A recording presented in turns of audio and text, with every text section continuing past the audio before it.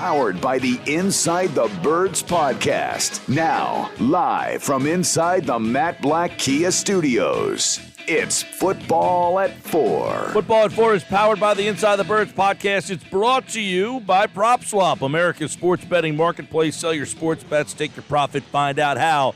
Go to PropSwap.com, download the PropSwap app today. Adam Caplan is back. We got a lot of football. We opened up the show on a Sixers game day with football today because, well, the football stories are very interesting. Howie Roseman spoke today. He was lucky he spoke, Adam Caplan, before Deebo Samuel said, I would like to be traded, because I'm sure Howie would have been asked 6 ways to Sunday about it. But let's ask you, Adam Caplan. Deebo wants out. Is it realistic that Howie would want to bring him in? Well, it's realistic, Mike, good to be with you, that he'll talk to John Lynch, the general manager, and potentially Kyle Shanahan. Just to give you some background on what I've known for a bit. We all know, number one, that Deebo Samuel wants a new contract. He's eligible to be extended because he's now played 3 years. That's the rules by the CBA. If you're a drafted player, you have to wait till after your third season. So he fits in with that. In fact, we were talking about this last time you and I were on Monday. We've got Terry McLaurin, who's up for a new renewal, A.J. Brown, and a couple other receivers, particularly those guys. Those guys have shown that they're ready. You know, they're some of the best young receivers in the league. So when it comes to Deebo Samuel in particular, he wants, partially because of what's happened in A.J. Brown too, they're seeing what's out there. They're seeing Tyreek Hill get a monster deal. Devontae Adams get a monster deal. Well, there's a reason for it. They played much longer, and they're more proven, and they're just great football players. These young guys have not gotten to that level yet. And my understanding is these teams really had not looked towards extending their contracts at this point, but the players are putting pressure on the front offices. That's why they're not showing up. I understand the NFL, these not showing up doesn't really mean anything, although it's just a sign, hey, I want a new deal. It means something when they don't show up to training camp because they can be fined heavily. It's really punitive in the new CBA. Now, here's what I know about Kyle Shanahan and remember his dad, Mike. Kyle, like Mike, has personnel control. If he feels that he doesn't want to deal with this situation, he'll wind up trading this player. It's what I know from people who've worked with Kyle over the years. And again, to be clear, it's Kyle's decision in the end. He's what we call personnel control. In the end, it's his decision whether Deebo Samuel is extended, traded, or stays on the roster. So this one you got to watch. This one, Mike, you got to watch because he's a very unique receiver. Just to get into this a little bit in terms of talent, he's not for everybody. If you don't know how to use him, you're completely wasting your time. He's not a normal wide receiver. That's what I was going to ask. So is he a fit for what the Eagles' offense looks like? You know, with what they did last year, it's hard to tell. So does Deebo Samuel, is the juice worth the squeeze in this offense? I think that's the key. Number one, you would have to extend his contract. He's not getting $27 to $30 million a season. I don't see that happening. He's not proven enough. That is a contract that won't be easy to get. His agency, I think he's represented by CEA. They'll want to look at what are called comparable contracts, but he's not at Tyreek Hill or Devontae Adams level. He's just not. He's a fun player, a pretty high character kid from what I understand. Been a good story of development. You know, he's had an injury history, by the way, over 3 years, but very good football player. He's not elite yet. Elite is when you've done it for 3, 4, 5 years. He's getting there. He's really good. But the thing is, and here's the other situation, which we need to get into. I need to find this out. We're gonna have this tomorrow. I guarantee you for our show that we dropped to more. I'll talk to. I have pretty good 49er sources. Here's another thing. Does he want to run the football? Because if you look down the stretch, Mike, he had more rushing attempts than receptions over the final stretch of the season. I don't know if he's on board with that. He was great at it, by the way. He became more of a running back than a receiver. Does he want to do that? Right. That's another layer to this issue. Yeah, I mean, he was I commented earlier, Adam, that he had 8 rushing touchdowns and 6 receiving touchdowns. I mean, they really used him in that role, and you wonder, you know, if Nick Sirianni and Howie Roseman are sitting down together, does Nick say, hey, man, this is what I would like to do with Rager, but I can't because he stinks? Well, the thing is, they try to. It's funny you mentioned Rager's role, and they try to shoehorn that Deebo Samuel role. It didn't work. It's the kind of thing you have to work on during the offseason. It just was ridiculous. It just seemed totally out of place. It just showed up in a game, and the timing was terrible. It's the kind of thing you start working on when you're allowed to coach the players in May, and you go through the May camp and the June camp. You can't do it now. They start on Monday, but you can't do anything with them then. But look, the bottom line is the other thing is identity. Before we move on here, the Eagles have to figure out what in the world they are. We've talked about this with actually Greg Cosell made a great point a couple months ago on our show. If the Eagles are going to add 2 receivers, I think they'll add up to 2 in this draft, or add 2 by training camp, right, of somewhat of significance. Well, are you doing that based on you want to become more of a passing team? If you're going to be more of a running team, they don't need to draft a receiver early. That to me is really there's so many layers to the situation. What are the chances of that, though, Adam? That they want to be what are the chances that they want to be a running team? No, we've said that recently on Inside the Birds. They don't want to do it, but they have to do what's best. Sirianni did a brilliant job. He goes, it's not working. 34.6 times per game for the first 6 games throwing it. It was a bad mistake he made. He accepted that he made the mistake. He goes, what's going to be the best way to win? Take the air out of the football. The quarterback can't handle it. Throwing as much. That's fine. It didn't work. Take the air out of the football. You've got this great running game, potentially. Who knew it would be this great? And you got the NFL's best offensive line. And it worked. Great job by Sirianni and his coaches. Well, I love to know, Mike, I'd love to know who got in his ear. I love to know who maybe it was his decision. I should say that. I don't know that. It's his decision in the end. But did someone get in his ear? Who knows? But it was a great decision. I know who it wasn't. Adam Caplan's with me. The owner. Exactly. Adam Caplan, InsideTheBirds.com. You mentioned the identity. I'm not saying that Smith stinks by any stretch. I like Smith, but what's his identity in their offense? What do they want him to be? What kind of receiver do they view Devontae Smith as? Well, he was terrific by rookie terms. I understand his numbers weren't great to close the season. There are reasons for that. We don't have an hour for this, but trust me, it was more on the quarterback and the amount of pass targets he was getting. In fact, if you remember, Sirianni and Roseman talked about that at the owners' meetings. I was there. They both said that their key players, that means Goddard and Smith, need more pass targets. What that would tell me, they want to become more of a passing team. I think that's pretty obvious. They don't need to say it. They gave you clues. They gave you sort of breadcrumbs. But he needs to get more. But you know what he is? He's a Z receiver. I know that Sirianni doesn't like saying X and Z. X is the single-side receiver, usually a bigger guy. Not always. Terry McLaurin is the Washington's X receiver, I'm told, but he's not really physical. But you like what we call size protection. This is what coaches will tell me over the years. You've got a slender guy, like a guy on the other side who's tall, who could go and get it. He's physical. That's called size protection. It's a scouting term and a coaching term.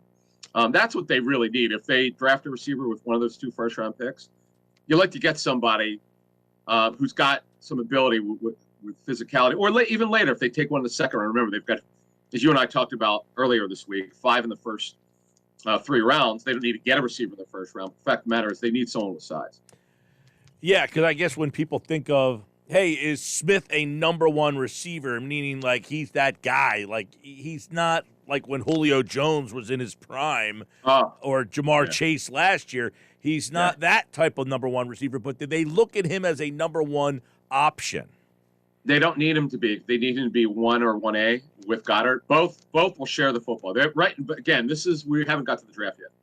As things stand now, if they didn't add a significant piece of receiver, which would be truly shocking, that would I'd pull my hair out if that did. If they wound up not having a significant piece of receiver, whether it's via trade, because a kid, we outlined on weeks ago, their offer to Allen Robinson was not as competitive as people think. It was a fair offer, but it wasn't anywhere close to what he got, $15.5 million a year. Mm-hmm. And we know about the Calvin Ridley attempt to trade for him. They would have gotten him had they not had the off-the-field issues. So they've already told us they're trying to get a significant piece of receiver. If they get that, that means that Smith's targets won't be quite what you might think they would be, which tells me they think of him as 1A, not number 1. Adam Caplan, we know that a lot of people looking at this draft and wondering, as always, can they trade up? Can they move up? If they trade up, I think we kind of think a corner would be the trade-up position. That would be the spot. And you have a list of guys in the last 20 years that teams have traded up for. So is the juice worth the squeeze there to make that move? It's very interesting. So I'm going to go back to March. We have emails that we get from our subscribers or listeners, so to speak, whether it's on YouTube or pod version, or they put them on our Facebook group for Inside the Bird. So anyway, I'm like 4 or 5 people sent the same question in a variety of ways. Hey, what's the likelihood of they be successful if they trade up for a corner? And then one guy said, hey, what's it been like the last 20 years? So we went out and got the information. Mike, I got to tell you, we're talking about this tomorrow, but I'm just going to give you a little Cliff Note version. The success rate is much better than I thought it would be. But the funny thing is, over the last 20 years, there have only been 20 corners taken the top 10 as a top 10 pick. So over the last 20 years, on average of 1 corner in the top 10. And there's definitely a history of success. It just varies. Like last year, now again, we don't know yet on J.C. Horn or Patrick Surtain, but Surtain in particular was off to a good start. He had a very good rookie season. He was 8th overall. And by the way, the Eagles would have taken him if they didn't trade up. They would have taken him. J.C. Horn was 1A for them, we're told. We reported it at the time. They really like Horn, but they had Surtain higher. By the way, Horn looked great before he broke his foot. In fact, talking to the Panthers, he was maybe the best player in training camp on either side of the football. He was absolutely great, and he broke his foot in a House of Horrors game at Houston when they lost McCaffrey and Horn. 2020 doesn't look good. C.J. Henderson was traded. So that's a miss by the Jaguars. And Jeff Okudah, he suffered a significant injury. Now they have a new defensive coordinator, from last year. Denzel Ward, in 2019, there wasn't one in the top 10. Denzel Ward, a home run. None in 17, none in 15, none in 6, 7, or 8. So, Mike, it's not one where typically, and this is what fans had asked, and they're right about this, typically you don't take a corner in the first round, top 10. However, when you do, it better be an elite player, or you're probably not going to get what you wanted. That's probably the thing. We got a ton of we're going to spend probably on this subject 15 to 20 minutes on this for tomorrow's show, but I just want to give you a little snippet. There are a lot of misses because the valuations of these players. I think we all knew Eli Apple was not a good football player when he was drafted. There were significant concerns about him before he was drafted, yet the Giants still drafted him in the top 10 at 10 overall. When it doesn't look good, it won't be good. That's probably my story for the top 10 at cornerback. So if you are looking at the pre-draft needs, would you put cornerback at number 1 still on that list? Yes. Okay. So what we did is, Mike, we reshuffled our deck for Eagles team needs because we had to really take a deeper look at this. Now, as you and I speak now, we're 8 days from the draft. Yeah, I would say, just to follow up from last week, now we've actually ranked them. Corner is still, and again, it's the draft. We're talking over the next 3 to 4 years. What are the Eagles' biggest needs? Because the draft is not about this year. It's about 15 to 20% this year. The rest of it's for the future. Whereas most often, not always, more often than not, your free agency is just for this year, maybe next year if you're lucky. So right now, cornerback, as we said many times, they need not 1, they need 2 by the time we start a training camp. Now, 1's got to come out of this draft. You'd like to get 2 because Slay is 31. He turns 32 this January. And they don't have anyone to start opposite him. They have a bunch of 4s and 5s at corner. The question that then becomes, is the second guy a veteran that as a placeholder? They've had a history of doing that. They've not shown the commitment at cornerback to spend a couple high picks in doing it. We felt this. We've said this in February. We still say it. We do believe they're going to do some significant corner. We could wind up being wrong, but just our spidey sense would spell that. What's interesting, we have safety at number 2, Mike. What's interesting is, once again, and they did this and they hit home runs with Malcolm Jenkins, as you know, and Roddy McLeod. It's rare that you get these type of guys in free agency. Those are home runs. Can't count on that. They tried it again with Marcus Williams. He decided against the Eagles' offer, which was almost to the dollar, we're told, of what he got with Baltimore. So, Mike, does this tell you?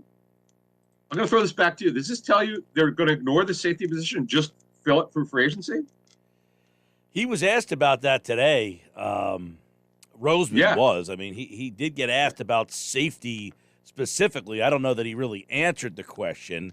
But, yeah, he said we are He essentially said we got guys on our roster that we're happy with, which I don't know that he really wants to go with Kayvon Wallace and Ande Chachere in training camp and let them battle it out, right?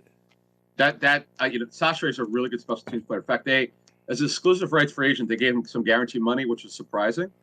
But no, although we've said this, and Greg Cosell helped us, Jason Devon helped us, Quentin Michael helped us last fall. We all know that Marcus Epps really should be starting. He needs to be playing more. He's been a great story of development. So are they good enough with Marcus Epps and Anthony Harris starting? But Harris was very average. They need someone younger. Marcus Williams would have been that guy. They would have been great shape at safety. So here's what it tells us to move on here, Mike. They clearly want to do something significant at safety. We don't need a guess. They're telling you by trying to sign Marcus Williams. They already gave you the answers. They tried to do it. They were going to pay him $14 million a year. Our understanding is their offer was somewhere around the $14 million a year range, which is what he got from Baltimore. So they're already telling you they want to do something significant at safety. All right. So the question is, is it trade up for a safety then? Well, I don't see that. That's not been their deal. Right. That's just not been their deal. They did it. They've done it since 2010. They spent 2 second-rounders. They completely missed with Jaquan Jarrett Temple, who's a great tackler but couldn't cover you. And they actually, people don't want to hear this, but Nate Allen, I think they actually got it right. I was at the game at Giants Stadium when he tore his patella. He probably would have made it. He wound up playing for the Dolphins, I think, and Raiders, but he was never the same since the injury. I don't blame them for that one. They completely botched the Jaquan Jarrett. You never draft a box safety early. You just don't. They learn from that. And Kayvon Wallace, he hasn't really shown much, Mike, in the first years of the fourth rounder. So they're going to do something big at safety. They had a safety. They had a safety. He's in Buffalo. I know. Jordan Poyer. Oh, you talking? What's that? Poyer. They drafted him in the 7th round. Here's the thing about Poyer, though, and I'll defend them. Nobody knew what he was back then. I kid, but I'm saying they did. He was the guy that was here that is playing well. Eric Rowe, too, by the way. That was a dumb mistake they made. They never should have listened to Jim Schwartz. They should have kept him. Eric Rowe has made his career now. He got a nice contract as a safety with a nice extension with the Dolphins. That was a mistake. They never should have moved it. Yeah. All right, Adam Caplan. Real quick, you take a look at the future, some of the competition for the future here. Linebacker, running back, tight end. This is still a spot where I feel like you're looking maybe a little deeper in the draft. I feel like the linebacker first-round thing is like a pipe dream. No way. But those spots, I'm interested to see what the depth and competition look like there. Mike, in my career, 19 years, I've never seen a team more year-to-year at linebacker. They just don't believe in spending value at linebacker. They tried it with Michael Kendricks. They nailed that one. Was it 12 years ago? 11 years ago? They got that one right, but that was a long time ago. They missed on Matt McCoy was his name? Yep. I think. It was too small. How about Andy Studebaker's name and Chris Gokong getting thrown out there today? Yeah, Gokong was the third from Cal Poly. Yep. And then and Studebaker, what was he, a third rounder, fourth rounder? I don't remember. He might have been a little deeper than that, but I remember Studebaker. Nevertheless, they just don't believe in putting what they do is, and they've had some successes, they'll spend money in free agency, not at high value. So to move this along, Mike, to finish up here, no, I don't expect them to spend an early round linebacker. It would not surprise me at all if they don't even draft one. Why? Kaiser White, they really, really like him. They think it could work here. They think this could be more of a one-year situation. And Davion Taylor did some really good things last season. He couldn't stay healthy. We had a scoop a couple months ago. They actually changed his diet. He's into yoga or something like that. Changed some stuff up, so we'll see. But they only use 2 linebackers anyway. Mike, why would they spend an early pick on a linebacker?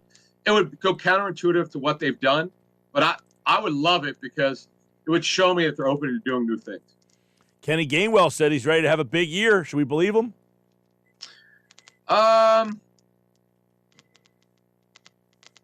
It's not his fault. Now, he had a decent season, but they need to use him more as a pass receiver, more on explosive plays, slot, a little bit out wide. No, folks, he's not a slot receiver. Enough of that stuff. But he's explosive. They got to figure out a way. The coaches have to figure out a better way to use him. That's what I would say. Yeah, his quote was, "I'm trying to go into year 2 and go crazy." So we'll see. Ooh, I like it, man. This was my guy before the draft, and It was kind of funny because I didn't think he lasted the 5th round. Boy, I didn't expect that. But remember, though, before we get out of here, remember they made him a short yardage back. Remember earlier in the season? That was really surprising. Yeah, he got a lot of touches early. They kind of phased him out, then they brought him back. All right, Adam Caplan, InsideTheBirds.com, the Inside the Birds podcast with all the draft news, great insight and intel leading you up 8 days away to the NFL draft. We'll have plenty more right here on Football at 4. Adam, thank you, man. All right, man. See you. He'll be back on Friday. Andrew tomorrow. Football at 4 here on the Sports Bash. We'll get Andrew's thoughts tomorrow on some more draft stuff. We'll talk safeties with him, as Adam just brought up, that's the spot. Because what Howie Roseman said today regarding the safety position says, well, I think we have other defensive backs there too. We drafted Kayvon Wallace. We have 2 guys. We brought Andre Chachere in here from Indy, and we have Jared Maiden here as well. And that's even before the draft. We have a long time until we play a game, but we like those guys. I got news for you. Those guys aren't starting in September.